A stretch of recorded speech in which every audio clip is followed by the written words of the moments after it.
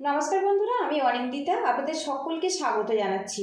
আশা করি আপনারা সবাই খুব ভালো আছেন। আজকে আমি শর্টকাট আর দুর্দান্ত স্বাদের একটা লাঞ্চ রেসিপি আপনাদের সাথে শেয়ার করব। পুরো ভিডিওটি দেখার অনুরোধ রইল। আজকের রেসিপির জন্য এখানে দেখুন দুটো মিডিয়াম সাইজের আলু নিয়েছি, আর এই আলুগুলো আগে থেকে আমি সিদ্ধ করে নিয়েছি। এখানে দেখুন দুটো পেঁয়াজ নিয়েছি আর নিয়েছি কাঁচা লঙ্কা।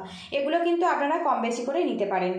এখানে দেখুন গ্রেটার নিয়েছি, গ্রেটারের সাহায্যে আলুটা গ্রেট করে নেব। এইভাবে আলুটা গ্রেট করে রান্না করলে কিন্তু খুব ঝটপট রেডি হয়ে যায়, আর রেসিপিটা খেতে কিন্তু অনেক বেশি সুস্বাদু হয়। আমি বাড়িতে এইভাবে ট্রাই করেছি, খেতে অনেক ভালো হয়েছে, তাই আপনাদের কাছে আমি শেয়ার করছি। আর বন্ধুরা, আপনাদের কাছে একটা রিকোয়েস্ট রইল, ভিডিও শুরুতে একটা লাইক দিয়ে দেবেন। আপনাদের একটা লাইক পরবর্তী নতুন ভিডিও বানাতে কিন্তু অনেকটাই উৎসাহ দেয়। আর চ্যানেলে নতুন হয়ে থাকলে প্লিজ বন্ধুরা সাপোর্ট করবেন, চ্যানেলটিকে সাবস্ক্রাইব করে নেবেন। পুরো আলুটা আমি গ্রেট করে আপনাদের সঙ্গে দেখা করছি। এখানে দেখুন আলুটা গ্রেট করে নিয়েছি।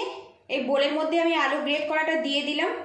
এবারে এর মধ্যে দিয়ে দেব পেঁয়াজ কুচি, দিয়ে দেব আদা রসুন পেস্ট, এর মধ্যে দিয়ে দেব কাঁচা লঙ্কা বাটা, পরিমাণ মতো হলুদের গুঁড়ো, পরিমাণ মতো জিরের গুঁড়ো, দিয়ে দেব 1 চামচ পরিমাণে বেসন। এখানে বেসনটা কিন্তু বাইন্ডিংয়ের জন্য আমি ব্যবহার করছি, খুব বেশি দিলে কিন্তু এই রেসিপিটা খেতে ভালো লাগবে না। সবশেষে এখানে দেখুন দুটো ডিম নিয়েছি, এর মধ্যে ফাটিয়ে দিয়ে দেব। আর বন্ধুরা, ডিমটা কিন্তু আপনারা কম বেশি করে দিতে পারেন। স্বাদ মতো লবণ দিয়ে দেব। এবার এগুলো একসঙ্গে ফেটিয়ে নেব।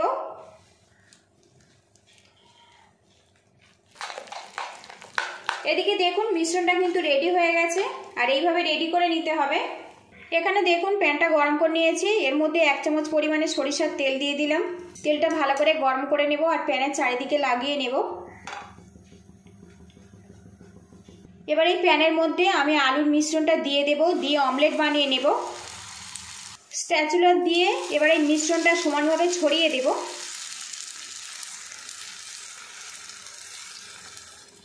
এদিকে দেখুন বন্ধুরা, অমলেটটা কিন্তু সমানভাবে ছড়িয়ে দিয়েছি। মিডিয়াম হিটে এই অমলেটটা ফ্রাই করে নেব। এদিকে দেখুন বন্ধুরা, অমলেটটা কিন্তু একটা দিক বেশ ভালো মতো ফ্রাই হয়ে গেছে। দেখুন কতটা সুন্দর উঠে আসছে। এবার এটা আমি উল্টে দেব। এদিকে দেখুন অন্য দিকটা কিন্তু উল্টে দিয়েছি, আরও কিছুক্ষণ ফ্রাই করে নেব। আর একটু খেয়াল রাখতে হবে এই পোর্শনটা যেন খুব বেশি না তেতে যায়, তাহলে কিন্তু খেতে ভালো লাগবে না। এইরকম ব্রাউন কালার করে ফ্রাই করে নিতে হবে। এদিকে দেখুন বন্ধুরা, সিদ্ধ আলুর অমলেটটা কিন্তু বেশ রেডি হয়ে গেছে। এবার এটা আমি নামিয়ে নেব। এখন দেখুন প্যান থেকে বেশ চারিদিকে ঘুরে যাচ্ছে, তার মানে কিন্তু অমলেটটা রেডি হয়ে গেছে। এই প্যানের মধ্যে আরও 2 টেবিল স্পুন সরিষার তেল দিয়ে দেব। আর আজকের এই রান্নাটা আমি সরিষার তেল দিয়ে বানাচ্ছি, আর এই রান্নাটা সরিষার তেল দিয়ে বানালে কিন্তু অনেক বেশি টেস্টি হয়। এবার এই তেলের মধ্যে দিয়ে দেব গোটা জিরে, সামান্য পরিমাণে গোটা জিরে দিয়ে দিলাম। দিয়ে দেবো 1 টুকরো বড় এলাচ, আর দিয়ে দেবো সামান্য দারচিনি, দিয়ে দেবো তেজপাতা। এগুলো ফ্রাই করে নেব। এবারে এর মধ্যে দিয়ে দেবো পেঁয়াজ কুচি। পেঁয়াজটা আমি ব্রাউন কালার করে ভেজে নেব। এর মধ্যে দিয়ে দেবো 1 চামচ পরিমাণে আদা রসুন পেস্ট। আরও কিছুক্ষণ নাড়াচাড়া করে নেব। বেশ কিছুক্ষণ নাড়াচাড়া করে নিয়েছি। এবারে এর মধ্যে দিয়ে দেবো গ্রেট করা টমেটো। আরও কিছুক্ষণ ভাজা ভাজা করে নেব। কিছু গুঁড়ো মশলা অ্যাড করে দেব। পরিমাণ মতো হলুদের গুঁড়ো দিলাম, 1/2 চামচ পরিমাণে জিরের গুঁড়ো, 1/2 চামচ পরিমাণে ধনের গুঁড়ো, স্বাদ মতো লঙ্কার গুঁড়ো, স্বাদ অনুযায়ী লবণ দিয়ে দেব। কালারটা ভালো আসবে, একদম সামান্য পরিমাণে রেড চিলি দিলাম। এবারে এর মধ্যে দিয়ে দেবো 1 চামচ পরিমাণে কাঁচা লঙ্কা পেস্ট। সামান্য জল দিয়ে মশলাটা কষিয়ে নেব। একটা পাত্র দিয়ে ঢেকে রাখবো 2 মিনিটের জন্য। এদিকে দেখুন বন্ধুরা, অমলেটটা কিন্তু বেশ ঠান্ডা হয়ে গেছে। এখানে ছুরি নিয়েছি, শেপ দিয়ে কেটে নেব। আর অবশ্যই ঠান্ডা হলে কিন্তু তবে কাটবেন, তাহলে কিন্তু খুব সুন্দরভাবে এটা শেপ চলে আসবে। আমি এখানে চৌকো শেপ দিয়ে কেটে নিচ্ছি।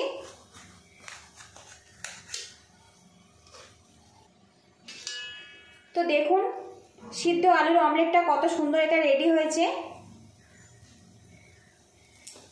এবার এগুলো আমি টুকরো করে নেব।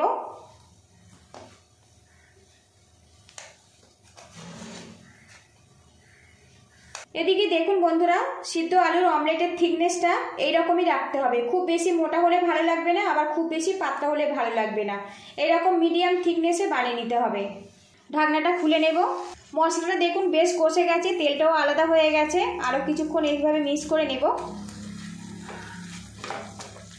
এইভাবে একটু ম্যাশ করে দিলে যে পেঁয়াজগুলো গোটা আছে বেশ ভালো মতো মিশে যাবে আর গ্রেভিটা কিন্তু খুব সুন্দরভাবে রেডি হবে। সবশেষে এর মধ্যে 1 চামচ পরিমাণে টমেটো সস দিয়ে দেব।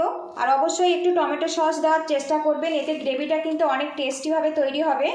আরও কিছুক্ষণ মিক্স করে নেব। এখানে আমি টমেটো সস ব্যবহার করছি, সেই জন্য আর চিনি ব্যবহার করব না। টমেটো সস যদি না দেন তো সামান্য চিনি দেবেন, এতে স্বাদের ব্যালেন্সটা পারফেক্টভাবে তৈরি হবে। যেহেতু এর মধ্যে টমেটো ব্যবহার করেছি, মশলাটা খুব সুন্দরভাবে কষিয়ে নিয়েছি, তেলটাও বেশ আলাদা হয়ে গেছে। গ্রেভির জন্য এর মধ্যে জল দিয়ে দেবো 1 গ্লাস পরিমাণে। হাই হিটে আমি গ্রেভিটা ফুটিয়ে নেব। গ্রেভিটা ফুটিয়ে আমি রেডি করে নিয়েছি। এবার এর মধ্যে দিয়ে দেবো গরম মশলা পাউডার।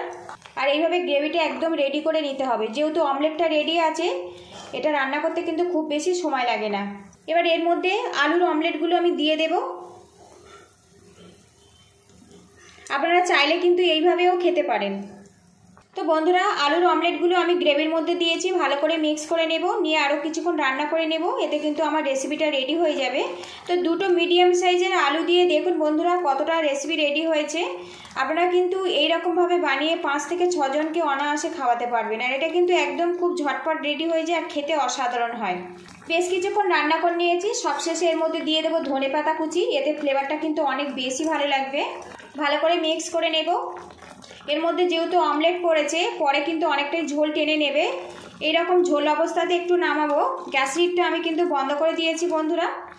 তো বন্ধুরা, যখন হাতে কম সময় থাকবে, বেশি কিছু রান্না করার ইচ্ছা হবে না, সিদ্ধ আলু দিয়ে খুব ঝটপট কিন্তু এইরকম অমলেট কারি আপনারা বানিয়ে দেখতে পারেন। আশা রাখছি ভালো লাগবে। যদি আজকের রেসিপিটা ভালো লাগে তো একটা লাইক দেওয়ার অনুরোধ রইল। আপনাদের একটা লাইক পরবর্তী নতুন ভিডিও বানাতে কিন্তু অনেকটাই উৎসাহ দেয়। আর চ্যানেলে নতুন হয়ে থাকলে প্লিজ বন্ধুরা সাপোর্ট করবেন, চ্যানেলটিকে সাবস্ক্রাইব করে নেবেন। আর পরবর্তী ভিডিওর নোটিফিকেশন পেতে অবশ্যই চ্যানেলটিকে কিন্তু সাবস্ক্রাইব করে বেল আইকনটি প্রেস করে রাখবেন।